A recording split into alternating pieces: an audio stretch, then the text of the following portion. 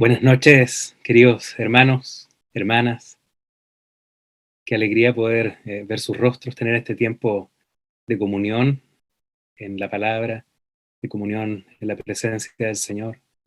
Tengo una gran expectativa en el corazón de lo que el Señor pueda trabajar con nosotros en esta noche por medio de su palabra. Y sin más, quiero invitarlos a leer los textos que nos inspiran para nuestra meditación en esta jornada. Vamos a leer algunos versículos del libro de Daniel.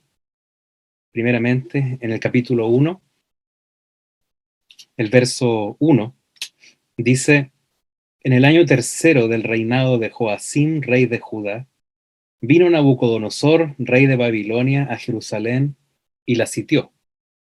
El verso 3 dice: Y dijo el rey a Aspenaz, jefe de sus eunucos, que trajese de los hijos de Israel, del linaje real de los príncipes, muchachos en quienes no hubiese tacha alguna, de buen parecer, enseñados en toda sabiduría, sabios en ciencia y de buen entendimiento, e idóneos para estar en el palacio del rey, y que les enseñase las letras y la lengua de los caldeos.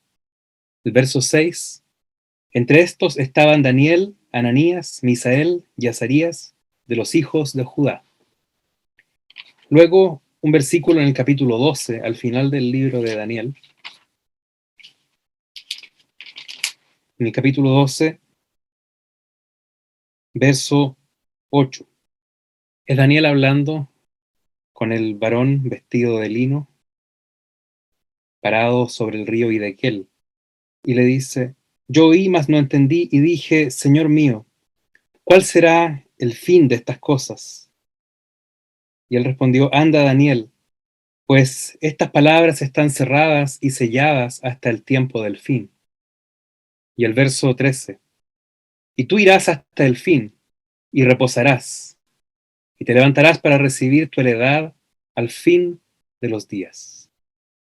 Guardando estos versículos en nuestra retina, quiero ahora que leamos un texto en el Nuevo Testamento, en la epístola de Pablo a los Romanos. Romanos capítulo 15.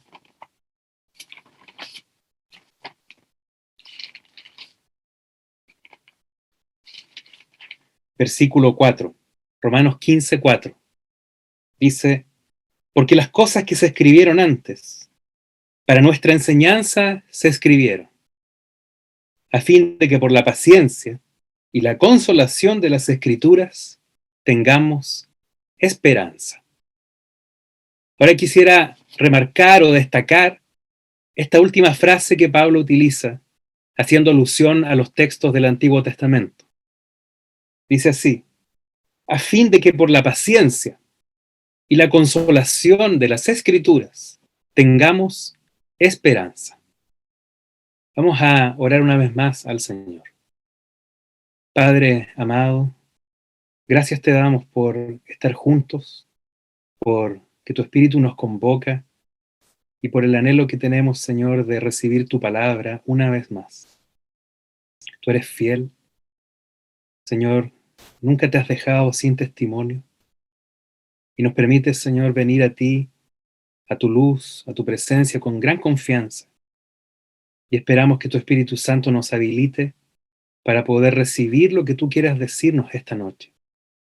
Señor, danos atención y también tu Espíritu opere en nuestros corazones mientras la palabra está siendo expuesta, para que nuestros corazones reciban esta paciencia y consolación y esperanza que tu propia palabra nos puede dar.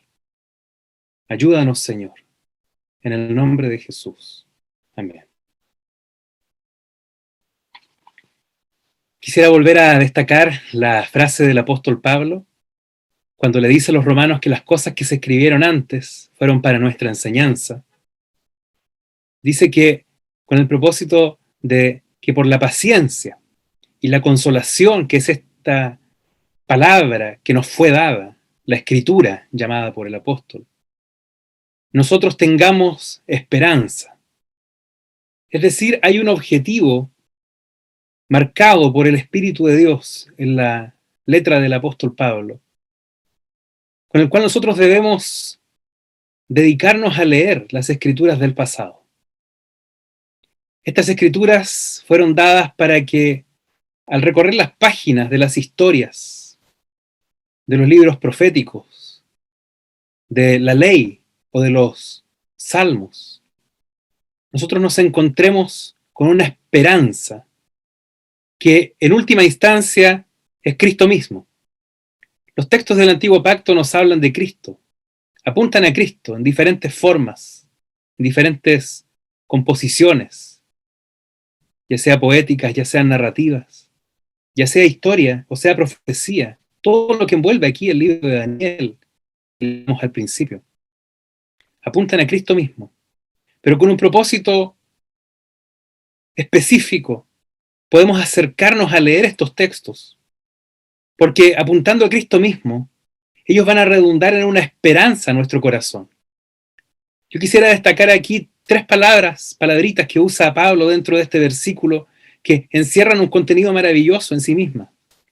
Primero dice que al leer estas escrituras encontraremos paciencia y consolación. Allá hay 2 de estas 3 palabras.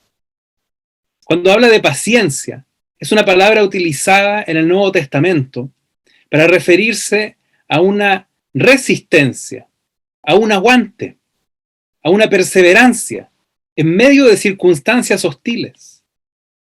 Tiene relación con una determinación o una constancia. ¿En relación a qué? A nuestra unión con el Señor. Las circunstancias pueden ser complicadísimas. Pueden haber muchas presiones. Pueden haber angustias externas e internas. Pero las Escrituras nos muestran que aquellos que están unidos al Señor pueden sortear estas dificultades con perseverancia por causa del Señor que les sostiene. El libro de Daniel, evidentemente la perseverancia es una de las marcas, la paciencia es una de las marcas de la vida de este hombre del pasado.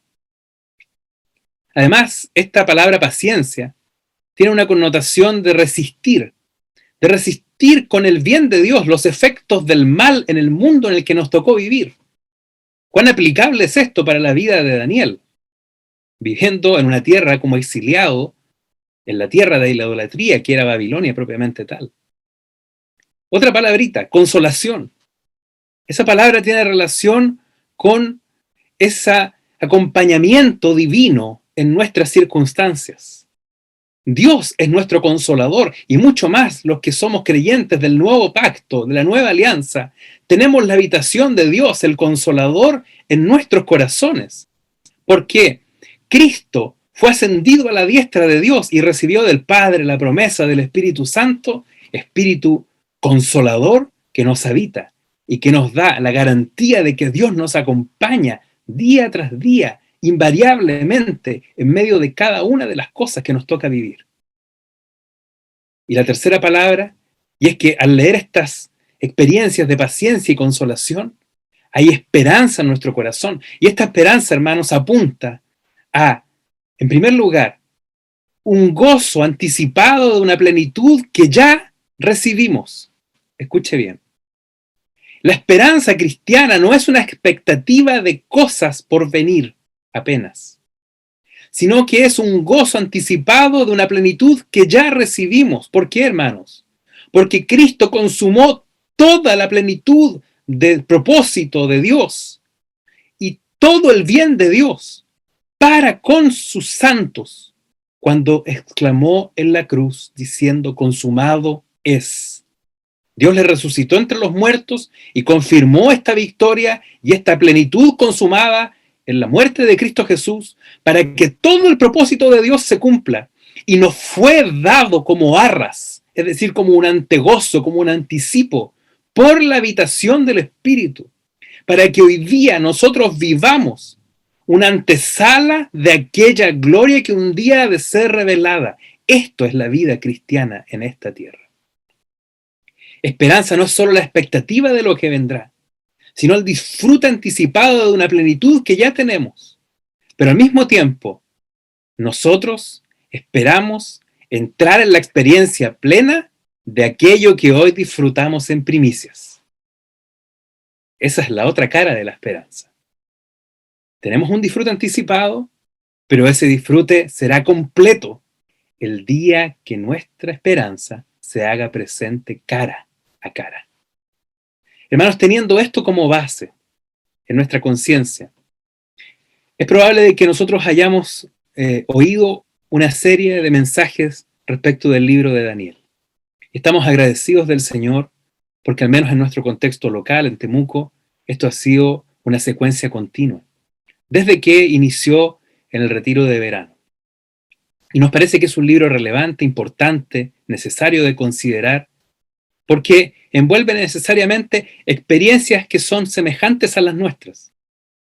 Y como lo dijo el apóstol Pablo, al leerlas, al recibir la vida que contienen, recibiremos paciencia y consolación para despertar esperanza en nuestros corazones, para comenzar a vivir ese gozo anticipado de la plenitud que ya tenemos, y para también esperar la completación, la plenitud de aquello que hoy día gustamos en primicias. Nuestra vida, tal como la de Daniel, es la de extranjeros aquí en la tierra.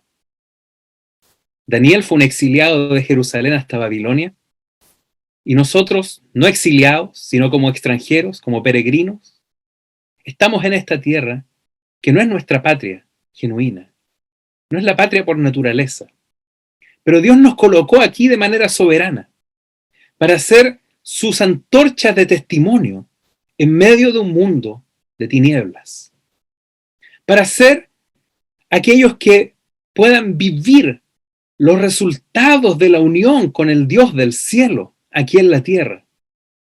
Y entonces, ser un contraste único, vidas únicas, que desafíen la idolatría del mundo que nos rodea. La vida de Daniel en ese sentido es un referente único, es un referente excepcional en el antiguo pacto, porque él es trasladado desde muchacho, como leíamos en el capítulo 1 del libro de Daniel, junto con un grupo de amigos, y ya en una avanzada edad, cerca de los 90 años, o un poco más probablemente, él todavía mantiene una integridad y fidelidad al Señor. Dios le preservó, Dios le guardó. Verdaderamente es un ejemplo de perseverancia, y perseverancia en circunstancias hostiles. Él pasó por 2 imperios ajenos a lo que era la autoridad o gobierno que él había conocido cuando el reino en Judá estaba en pie. Ahora, habiendo caído como cautivo en manos de extranjeros, él podría perfectamente haber entrado en un desánimo absoluto, en una gran opresión sobre su corazón, en un deseo nacionalista de querer recuperar aquello que había perdido.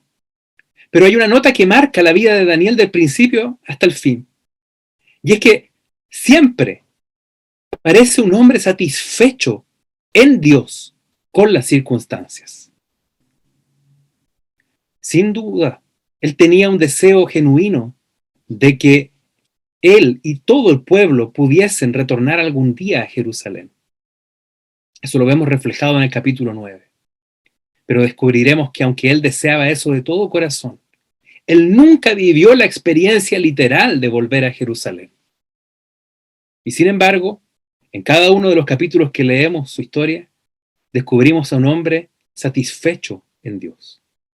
Hermanos, acá hay una lección de paciencia y consolación para nuestros corazones. Porque para la vida de Daniel, las circunstancias inmediatas nunca cambiaron, desde que fue muchacho hasta que fue un anciano.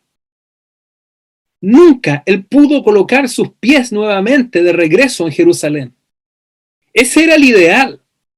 Era el ideal de Dios para con su pueblo, que hubiese un retorno, que hubiese una restauración. Pero la vida de Daniel nos muestra que en él no se cumplió literalmente la expectativa de llegar allá, de levantar el altar nuevamente, de levantar el santuario, de levantar los muros de la ciudad. Él no lo pudo vivir literalmente, pero su corazón siempre estuvo satisfecho en Dios. ¿Cuál es la lección que queda para nosotros hoy como iglesia? Hay circunstancias a nuestro alrededor que anhelaríamos con todo nuestro corazón que cambiaran, que sabemos que son necesarias que cambien, que sabemos que, por ejemplo, coloco aquí apenas una idea, un ejemplo, como nota al margen. Es tan necesario el contacto físico nuevamente. Es tan necesaria la presencialidad de la reunión de los santos. Sí, la necesitamos. Sabemos que eso está en el corazón de Dios, que está en el ideal de Dios. Pero podemos quedar tranquilos al descubrir que Daniel, no entrando en la experiencia de la resolución de aquellas circunstancias ideales, que era que el pueblo de Dios estuviese en la ciudad de Dios, con la casa de Dios, pudo encontrar satisfacción en Dios mismo.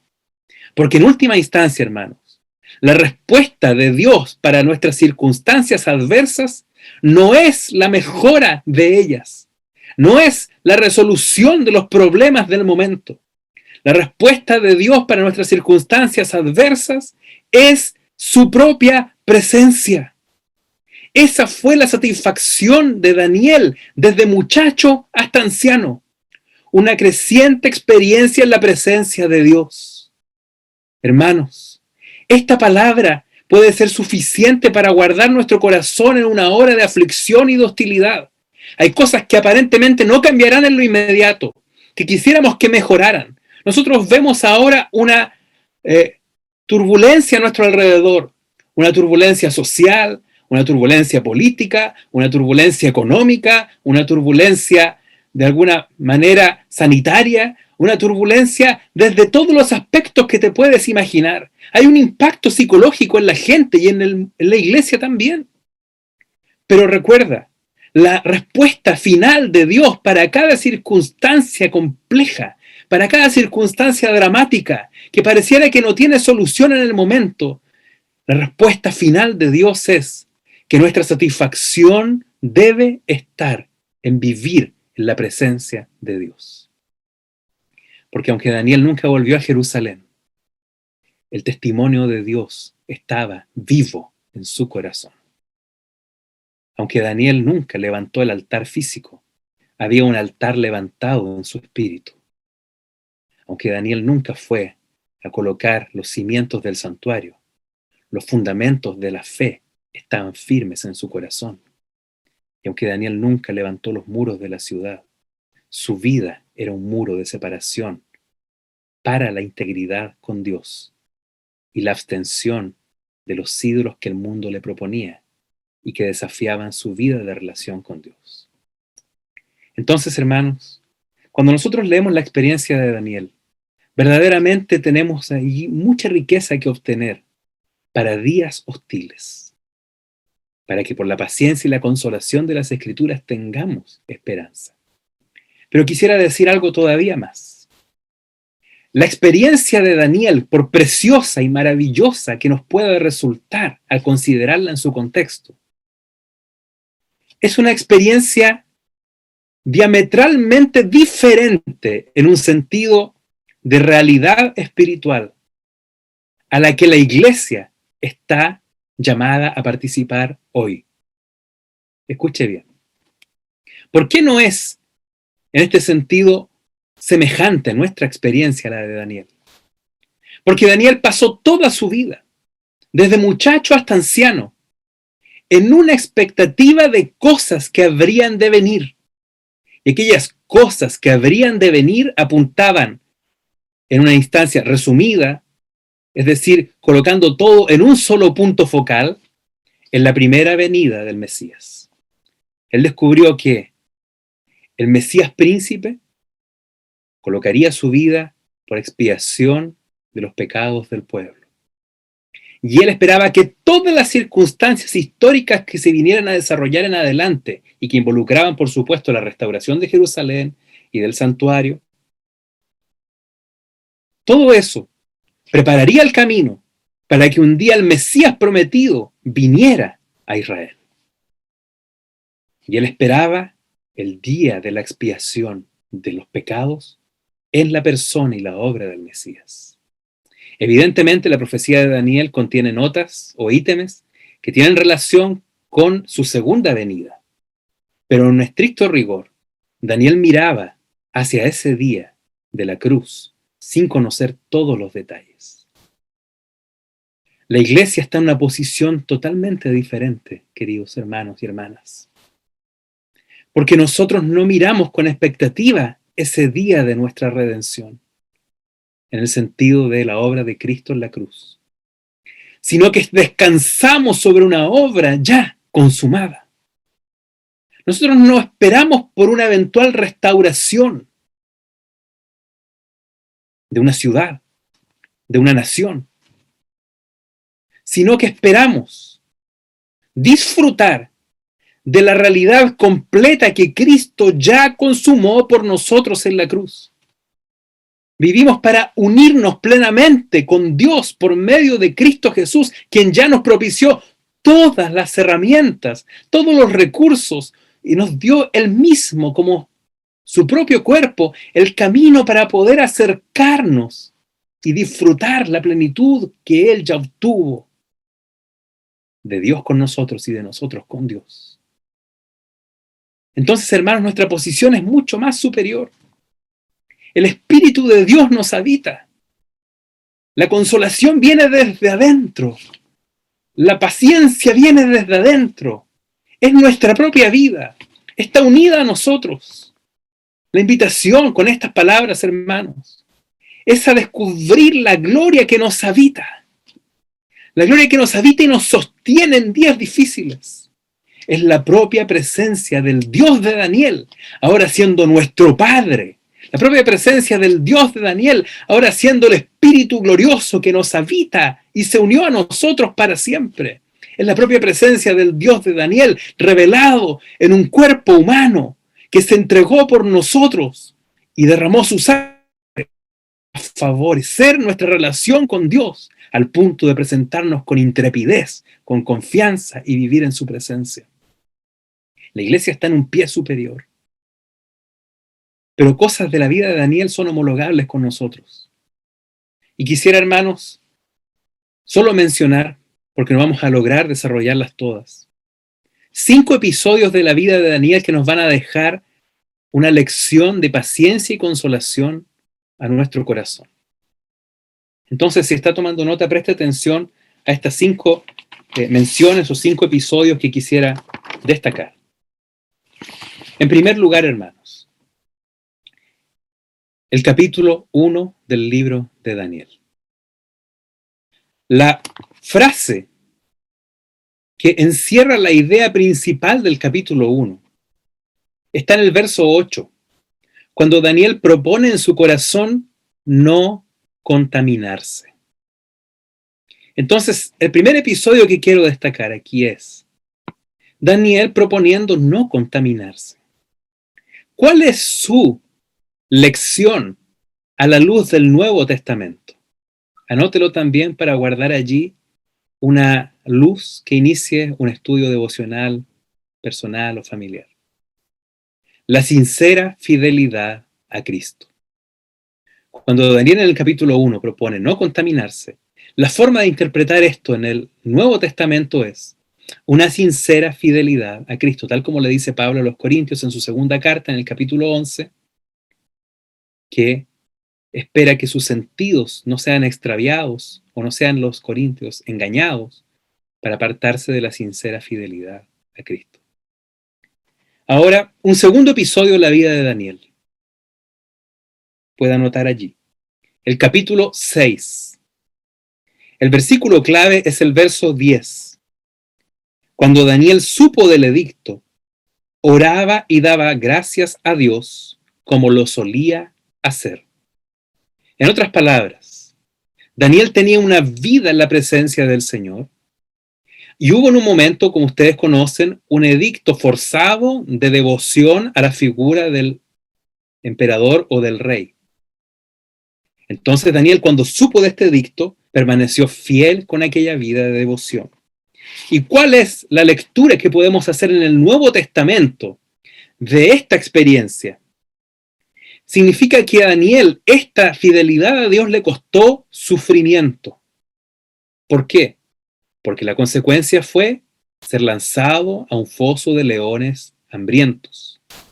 Entonces, la marca del Nuevo Testamento para esta experiencia de Daniel es una genuina disposición a sufrir a causa del testimonio de Dios.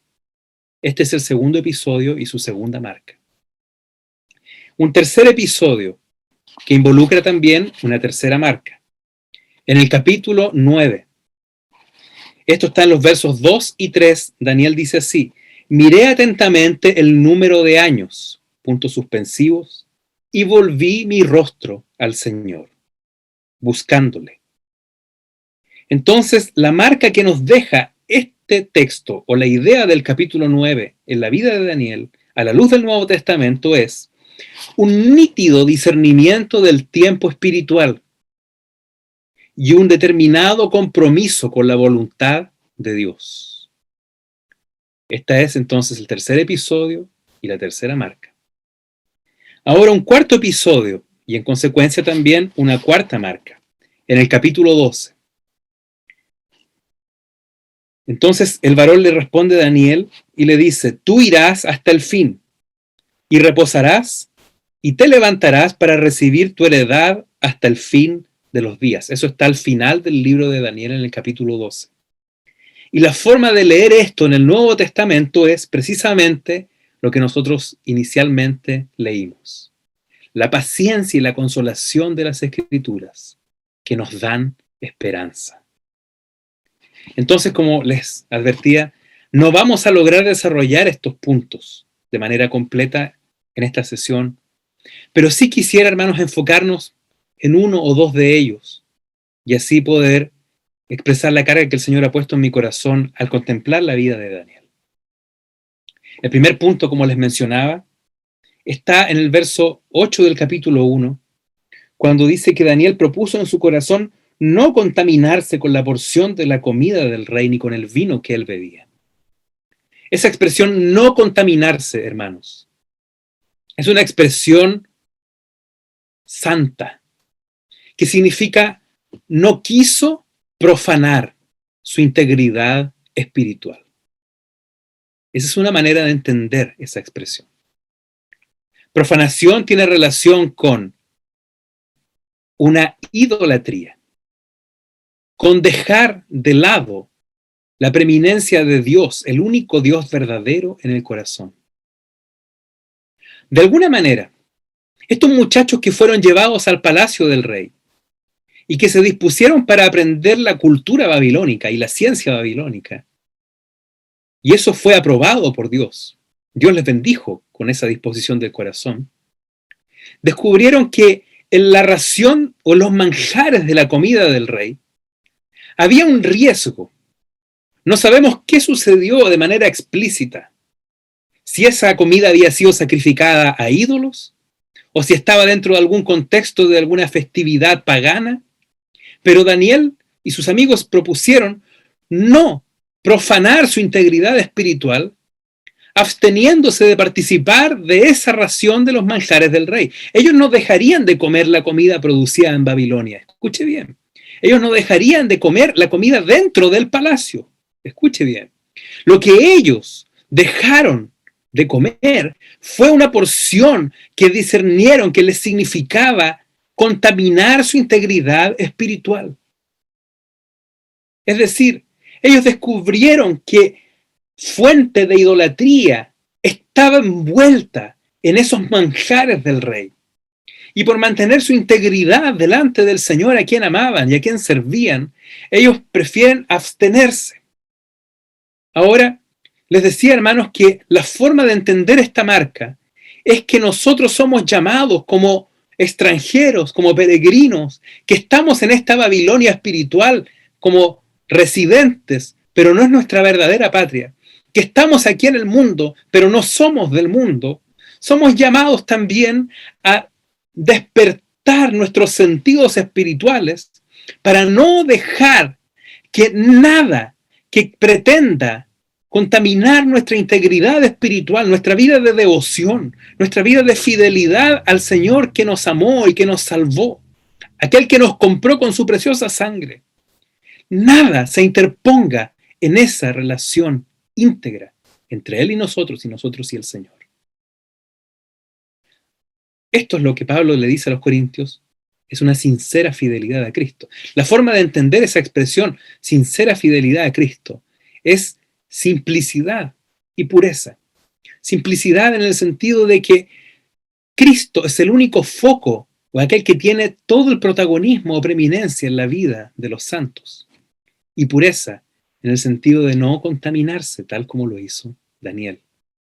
Ahora miren conmigo un texto de un hermano que es como la contraparte o el complemento de Daniel a la luz de los evangelios.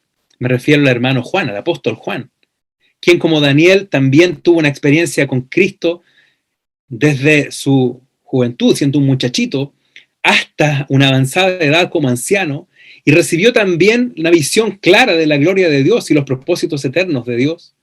Y entonces él nos va a decir en su primera carta, en el capítulo 5, primera de Juan capítulo 5, el verso 21, una palabra categórica, un mandato, que parece tan sencillo y que muchas veces lo dejamos pasar.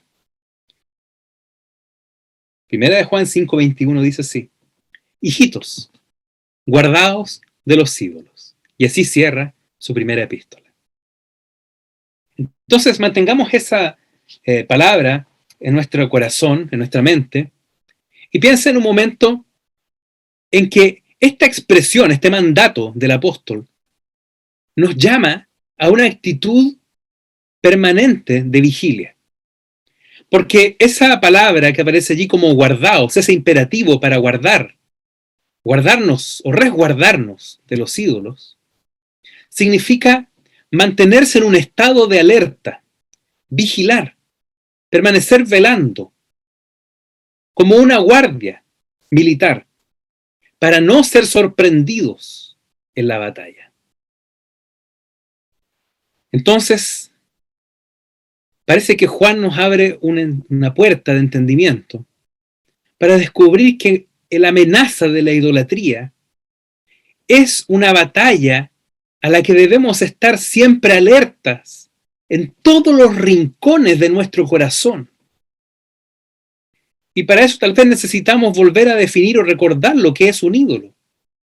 Un ídolo es todo aquello que ocupa el lugar de Dios en nuestro corazón. Dios es quien debe ser el todo en todos y debe ser todo en nuestro corazón. Debe ser el todo en nuestra expectativa de bienestar, debe ser el todo en nuestra expectativa de fortaleza, debe ser el todo en nuestras proyecciones, debe ser el todo en nuestra voluntad, debe ser el todo en nuestros sentimientos. Pero constantemente vamos a descubrir que en un análisis profundo de nuestro corazón a la luz de la palabra, la Escritura siempre estará peleando contra los ídolos de nuestro corazón para poder guardarnos en esa integridad a la que somos llamados a velar. Porque nuestro corazón, tal como dijo Agustín de Hipona, es una fábrica de ídolos. Nuestro corazón fabrica ídolos y constantemente la carne busca sustitutos de Dios, aún la carne de aquellos que han sido renacidos. Por esta razón, la advertencia de Juan a la iglesia: hijitos, guardaos de los ídolos. No permitan que nadie tome el lugar que le corresponde a Dios en sus corazones. No permitan que ninguna propuesta de este mundo, ningún proyecto de este mundo, ninguna idea de este mundo, nada de lo que ustedes crean que podría satisfacerles, venga a ocupar el lugar de la plenitud que Dios mismo es para el hombre. Finalmente, descubriremos que todos los ídolos que podamos levantar tributan a un ídolo mayor de nuestro corazón, y es nuestro propio egocentrismo, es nuestro propio egoísmo. Nosotros terminamos sirviéndonos a nosotros mismos cuando perdemos el foco de servir o vivir para Dios. Ahora, hermanos, la advertencia de Juan, el apóstol, es que debemos estar alerta para que nada reemplace la preeminencia de Dios en nuestro corazón. La pandemia que nos ha tocado vivir ya hace más de un año ha cumplido con un propósito precioso de parte de Dios que debemos agradecer. Y es que ha derribado nuestra falsa sensación de seguridad o esa falsa sensación de lo predecible, de que el día de mañana sería igual al de hoy. de que seguiríamos en la rutina de siempre. Y gracias a Dios, esos ídolos de falso bienestar han venido siendo derribados. También probablemente te has decepcionado de la sociedad a tu alrededor, y gracias a Dios por eso. Tal vez te has decepcionado de las propuestas económicas que el mundo levantaba, y gracias a Dios por eso. Tal vez nuestras vidas han tenido que ser resumidas o reducidas a depender completamente del Señor, día tras día. Y eso es justamente lo que el Señor busca con celo en su pueblo, que nosotros podamos vivir íntegramente para Él. Pero mucho mejor sería si permanecemos con una actitud de alerta o vigilia en el corazón para ser guardados, para poder colocar una muralla, para poder dejar atrás o resistir esas propuestas donde cualquier ídolo extraño de nuestro corazón se quisiera levantar en el lugar de Dios. Y no quiero dar ejemplos acá, sino más bien invitar a un examen del Espíritu Santo en nuestro corazón, que nosotros lo analicemos personalmente. ¿Qué cosas han sido golpeadas en nuestra vida con las que hemos descubierto? Allí habíamos puesto nuestra confianza, allí habíamos puesto nuestra esperanza, allí habíamos puesto nuestra expectativa, pero finalmente, gracias a Dios, ha sido derribada y solo tenemos al Señor. Otra cosa, hermanos, otra palabra de advertencia de otro apóstol, más bien no de advertencia, sino una palabra que ratifica una actitud que tuvo una iglesia joven. Pablo hablando a los tesalonicenses. Miren conmigo la primera carta a los tesalonicenses. En el capítulo 1, verso 9. Pablo está elogiando la experiencia de fe, de esperanza y de amor de los hermanos en Tesalónica.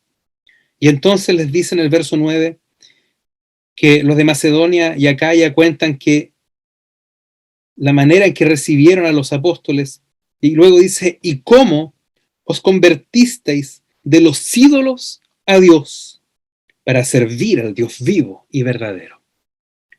Entonces, hermanos, aquí les voy a pedir que coloquen toda su atención, toda su mente, todo su corazón, porque la Escritura nos muestra una belleza única en este versículo.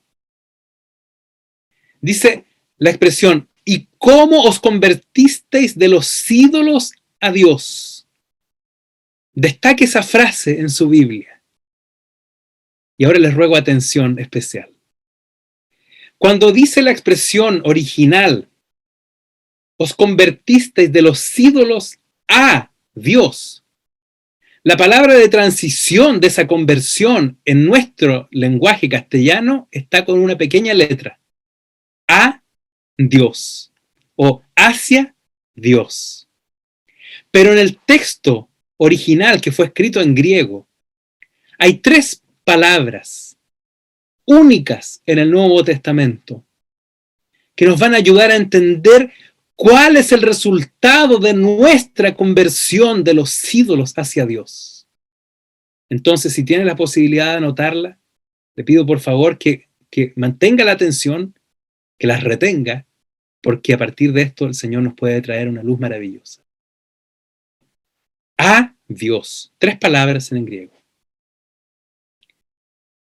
Pros, ton, teón.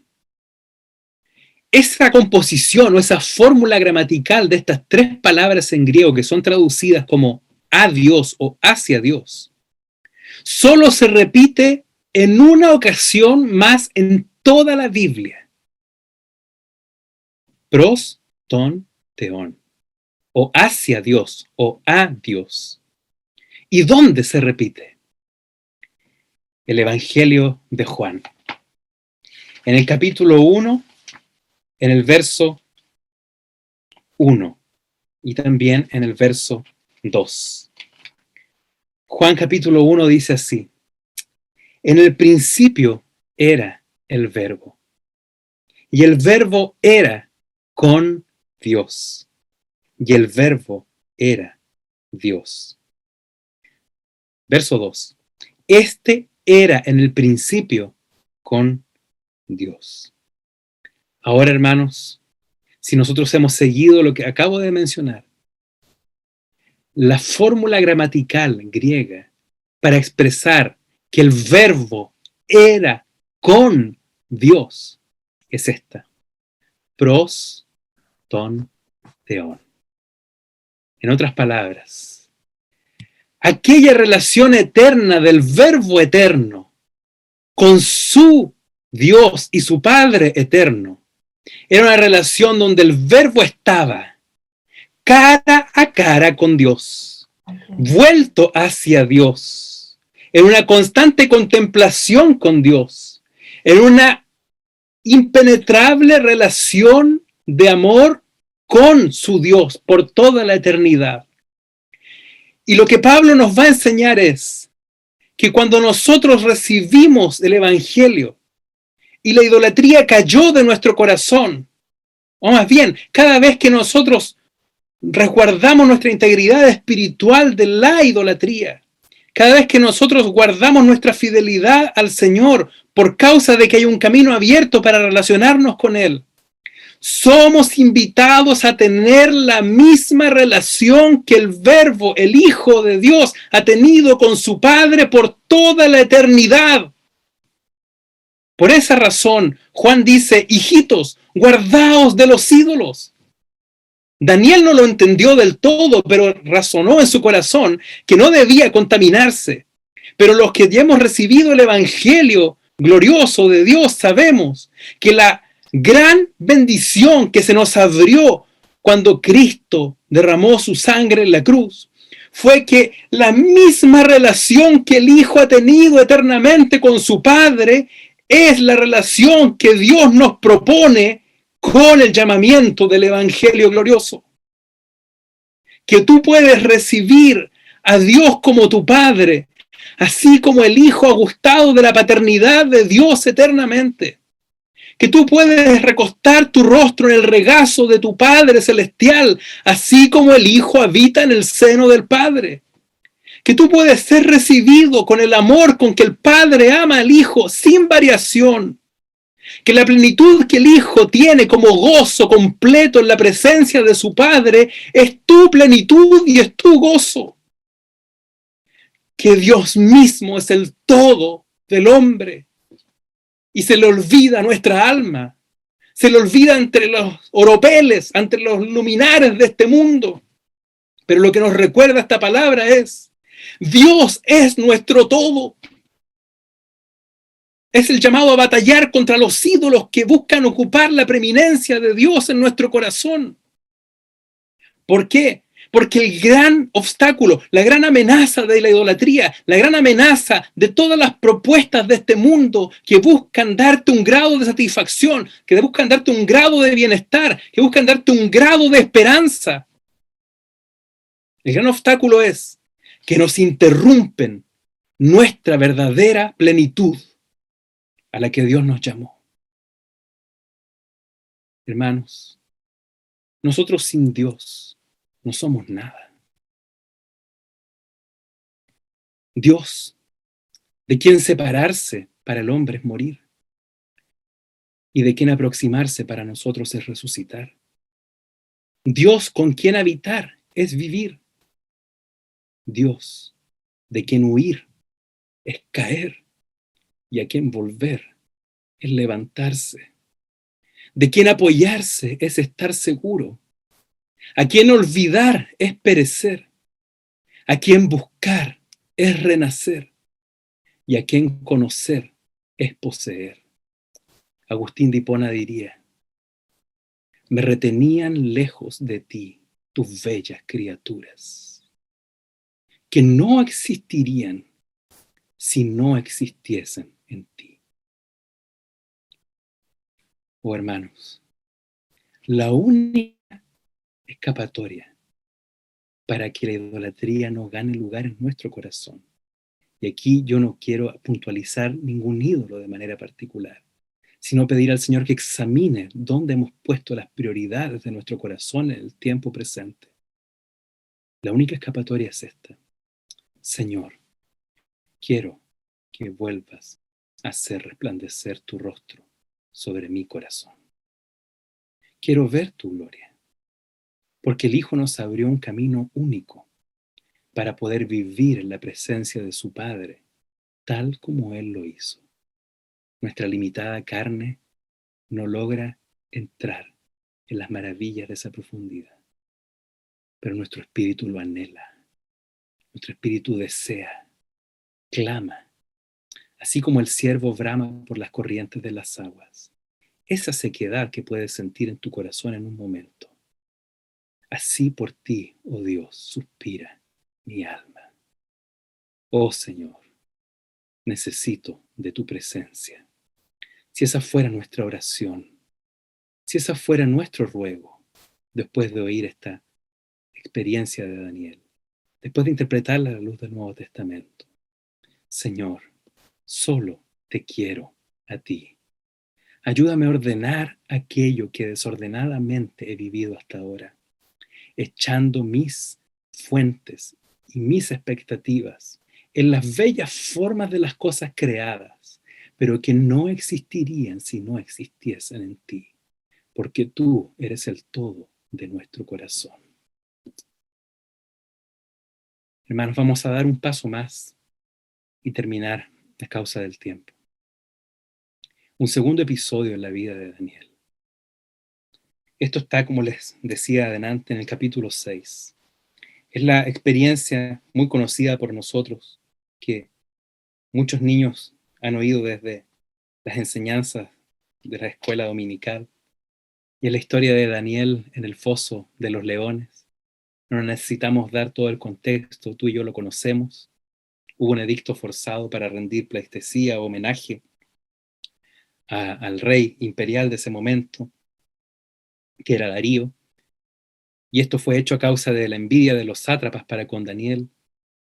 Y a la hora de lanzarse este edicto, como leíamos delante, el versículo clave es el verso 10 del capítulo 6, porque cuando Daniel supo que el edicto había sido firmado, entró en su casa y abiertas las ventanas de su cámara que daban hacia Jerusalén, se arrodillaba 3 veces al día y oraba y daba gracias a Dios, como lo solía hacer antes. La actitud constante de Daniel era oración y acción de gracias. Y quisiera sugerir aquí que esto fue el que robusteció su fidelidad a Dios. Porque las circunstancias, hermanos, nos golpean. Las circunstancias hostiles nos duelen. Y es normal que nos duela. Nosotros estamos viviendo en este mundo, este cuerpo debilitado, y de alguna manera la incertidumbre del día a día, todo el bombardeo mediático, ideológico del mar que desgasta y desgasta la arena y las rocas de la orilla, y así está sobre nuestra alma balanzándose, y el único camino o refugio que podemos encontrar es echar nuestra ansiedad delante en oración. O si la ansiedad fuese el motor de nuestra oración, qué bien nos haría. Y al mismo tiempo, en acción de gracias. Aquí, hermanos, quisiera colocar una nota interesante. Daniel orando y dando gracias, sabiendo del edicto que había sido puesto aquí, de rebeldía para con sus relaciones imperiales. No es que tiene una actitud de rebeldía con el imperio en sí, sino más bien él tiene una actitud de fidelidad a Dios, a quien constantemente servía. Esa es la actitud que hay que rescatar acá. Si somos fieles al Señor, en algunas circunstancias particulares, esa fidelidad al Señor se tornará una subversión contra el sistema. Y eso fue lo que ocurrió acá. Daniel no pretendía ser subversivo. Él quiso ser fiel a Dios, en oración y acción de gracias como siempre lo hacía. Entonces, permítame colocar una nota aquí, respecto a la palabra o la frase acción de gracias. Muchas veces nosotros podemos pensar que en este llamado a orar con acción de gracias, debemos ser conformistas, en el sentido de que ocurre una circunstancia negativa, una circunstancia hostil, algo opresivo, y simplemente somos llamados a decir, gracias Señor por este mal. Eso no creo que esté de acuerdo con nuestra relación o el carácter de Dios, de ninguna manera. La oración con acción de gracias en medio de circunstancias hostiles tiene un sólido fundamento. Y es que Daniel, antes de vivir esta experiencia del edicto imperial, que lo podría colocar en riesgo para ir al foso de los leones, él tuvo cronológicamente una experiencia maravillosa en el capítulo 7, que ocurrió antes del capítulo 6. Y es que él tiene una visión única del Hijo del Hombre. Daniel el muchacho había logrado interpretar el sueño del rey Nabucodonosor y había descubierto que en esa estatua donde se sucedían cronológicamente todos los grandes imperios de este mundo, finalmente una roca cortada, no con mano, destruiría los pies de la estatua y derribaría para siempre los poderes de este mundo, y el reino sería dado a Dios y a los santos del Altísimo.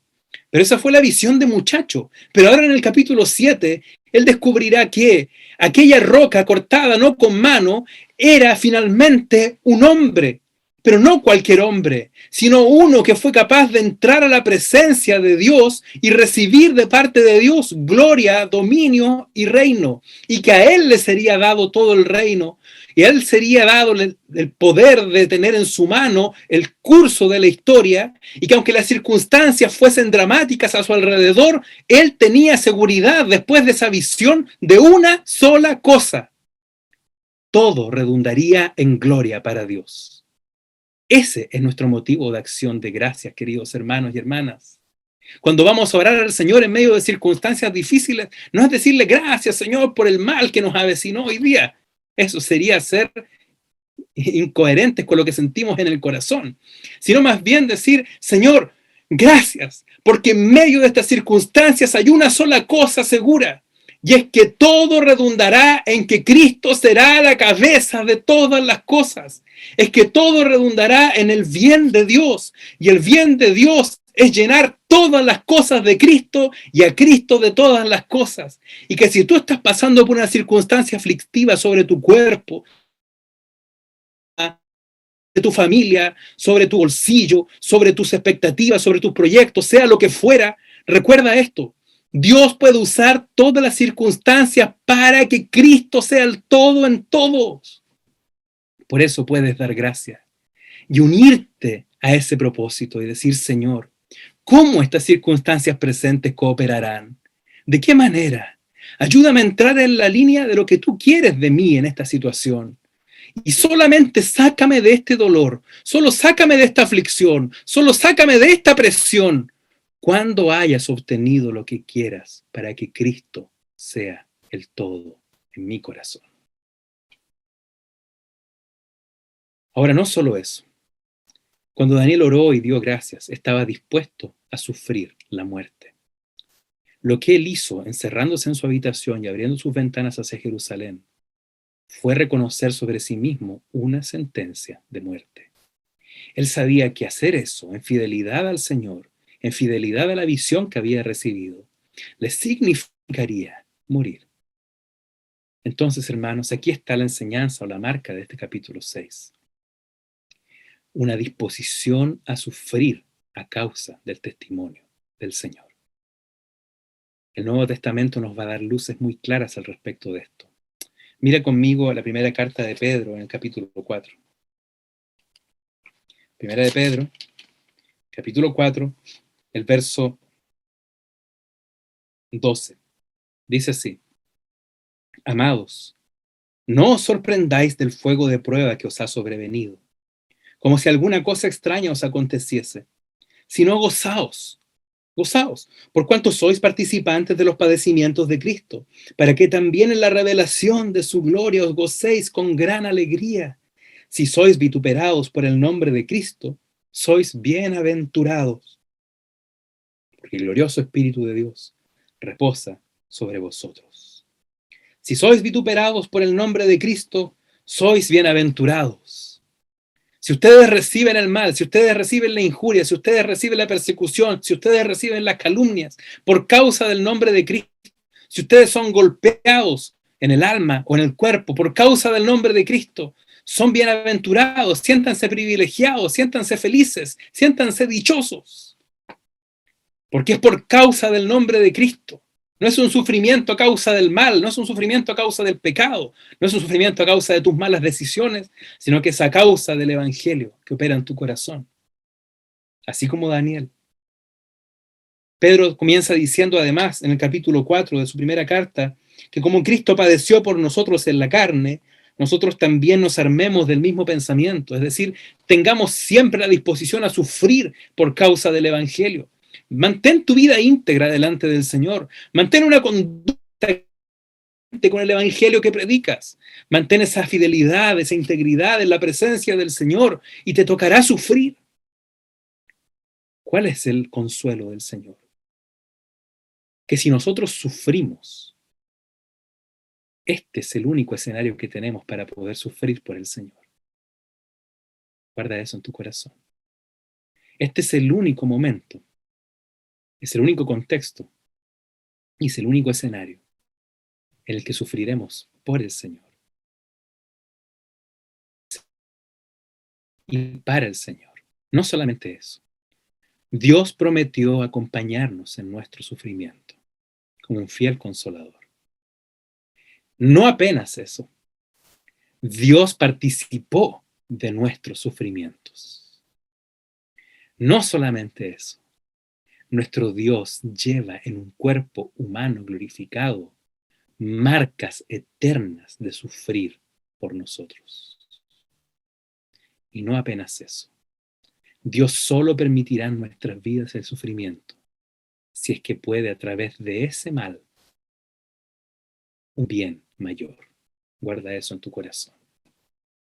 Ahora, hermanos, el sufrimiento presente puede no ser persecuciones literales como nuestros hermanos del primer siglo. No se encuentra este sufrimiento unidos al nombre de Cristo. Miren conmigo Daniel capítulo 6, en el versículo 11. Cuando los sátrapas fueron a encontrar a Daniel, dice que se juntaron aquellos hombres y hallaron a Daniel orando y rogando en presencia de su Dios. Un poquito rápido por los versículos y nos saltamos de detalles interesantes. Aquí dice que la forma en que encontraron a Daniel fue en la presencia de su Dios. Es decir, Daniel estuvo dispuesto a ir a sufrir por causa del testimonio porque estaba en la presencia de su Dios. Hermanos, esto nos deja a nosotros una lección maravillosa. Que la hora de la prueba, que la hora del sufrimiento, que la hora del dolor, que la hora de la aflicción, que la hora de la presión, que la hora de la angustia nos encuentre en la presencia de nuestro Dios. Porque así tendremos seguridad que estamos sufriendo por causa del nombre de Cristo, unidos al nombre del Señor, por causa de su testimonio. Y ahora, hermanos, esta es la única oportunidad para que en esa ocasión podamos decir, como dijo el apóstol Pablo, que si hemos de sufrir, yo quiero sufrir como Cristo lo hizo. Manso, humilde, esperando del Señor el libramiento necesario, sin contestación y sabiendo que esto cooperaría para una gloria mucho más grande. Quisiera, hermanos, terminar estas meditaciones con estas palabras. Hay circunstancias presentes que parecen que no van a cambiar todavía. O hay circunstancias de aflicción en nuestro corazón que por años no han sido remediadas. Lo importante es que nos encuentre el Señor sufriendo en la presencia de Él. Y por otra parte, hermanos, tal vez las circunstancias que nos apremian, tal vez enfermedades, tal vez presiones de la familia, nunca van a cambiar mientras estemos en este escenario. Porque Dios, escuche bien, Dios espera ser la respuesta a nuestros sufrimientos en última instancia. Dios no espera que las circunstancias mejoren para ser la solución a nuestro problema. Dios quiere ser la respuesta a nuestro dolor. Tanto más si ese dolor es por estar unidos al nombre de Cristo. ¿Sabes cómo puedo yo tener seguridad de que esa es la mente del Señor, el corazón del Señor respecto al sufrimiento? Porque Apocalipsis 21 dirá que Dios enjugará de nuestros rostros con su mano toda lágrima. y el sufrimiento se acabará. Piensa un momento en esa hora. Piensa un momento en ese instante glorioso, cuando el Señor seque nuestras lágrimas de nuestros ojos. La nebulosa de nuestro llanto será disipada por la mano de nuestro amado Salvador. Y hay una sola imagen que tendremos delante nuestro en aquella hora. Ya lo sabes. Es el rostro tierno y glorioso de aquel que sufrió para unirnos consigo por toda la eternidad. La respuesta de Dios para la aflicción es Él mismo. Una vez que se acaben todas las lágrimas, sus siervos verán su rostro continuamente. Aleluya. Que podamos ganar el rostro del Señor hoy día en medio de tiempos hostiles, para estar habituados a su gloria excelsa en el día de su regreso. Que el Señor guarde esta palabra en nuestro corazón y nos aliente por medio de la paciencia y consolación de las Escrituras, para que tengamos esperanza. Amén, hermanos.